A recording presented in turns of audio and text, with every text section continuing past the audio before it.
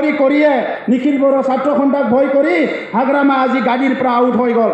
আজি অকল নিখিল বড় ছাত্ৰ সন্থা নহয়, বড়োলেণ্ড অঞ্চলত যিমান ছাত্ৰ সংগঠন আছে, বড়োলেণ্ড অঞ্চলত যিমান জাতীয় সংগঠন আছে, যিমান সামাজিক সংগঠন আছে, সকলোকে লৈ আগবাঢ়ি যোৱাটোৱে আমাৰ লক্ষ্য।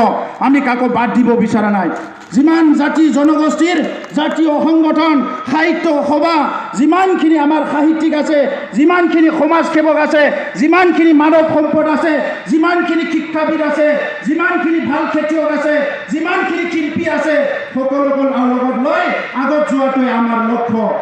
তামাংৰা ৰাইজोफोर बोथोराबो गुदुं, बारा गोलाव बाथ्रा बुंला। दानि इउजि ब्रह्म बिथाङा बुंखाबाय, बयबो बुजिखाबाय। आइ आफा रायजो राजानि सायाव आंहा 100% फोथायनाय दङ। दिनै अकल देबारगाव समष्टिनिफ्रायनो 15,000निख्रुइ बांसिन मानसि ओंखारदों अकल देबारगाव। दा बिनि उनाव हाग्रामा महिलारिनि राजखान्थिया बहा थाबावनो? क'क्राझार हिसाबैथ' 40-50 दा बेखौसो जोङो थिग खालामबाय थादों। बिटिआर गोरोबथानि मोनफ्रोमबो दफाया जाफुंनांगौ, एनडिबिनि केसा बोखारजानांगौ, जिफोर थालांबाय बिसोरो रिहेबिलिटेसन मोननांगौ, जोंनि लाइमोनफ्रा साख्रि बाख्रि मोननांगौ, आबादारिफ्रा मोजां आबाद मावनो मोननांगौ, आइजोफ्राबो मोजाङै जाहाथे न'खर संसार जानो हायो, गावनि आथिङाव गसंनो हायो, बिनि थाखाय माखासे खामानि मावनो जों आखायाव लादों। दा दिनै बोथोराबो गुदुं, बारा गोलाव बुंला। नोंथांमोननो बयनोबो रोजा रोजा साबायखर बावबाय जे दिनै बयबो फैनानै दिनैनि बे सुबुं गौमाखौ जाफुंसार होबाय आरो UPPL हान्जाखौ फैबाय थानाय समाव जौगासार बड'लेण्ड दानो थाखाय नोंथांमोननि जि थुलुंगा आरो बिहोमा, अननाय आरो फोथायनाय, बेखौ लानानै जों अराय सम दावगालांबाय थागोन। दा बयनिसिमबो रोजा रोजा साबायखर बावबाय। पुनर एबार स्लोगान दिবলৈ অনুৰোধ কৰিছোঁ।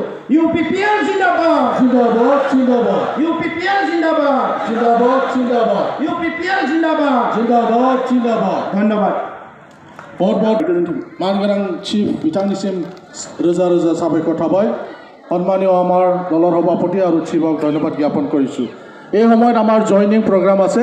পোনপ্ৰথমে প্ৰাক্তন নিখিল বড়ো दिनै UPPLनि सेथि रिलि खालामनाया क'क्राझार डिस्ट्रिक्टआव लैहोर पाब्लिकफोरखौ नुनो मोन्दों। नोंथांमोनहा बिथांमोननि UPPLनि सरकार सालायनायखौ जोबोर मोजां मोन्दों, बेखायनो दिनै रायजो राजाफ्रा लैहोर फैनानै सापर्ट खालामदों आरो प्रमद बर'नि सरकारखौ मोजां मोननानै जों साफ्रोमबो रायजो राजाफ्रा हेफाजाब होफैदों आरो दिनैनि बे क'क्राझार डिस्ट्रिक्टनि सेथि मास गेदारिंआव रायजो राजाफोरखौ नुनो मोनबाय।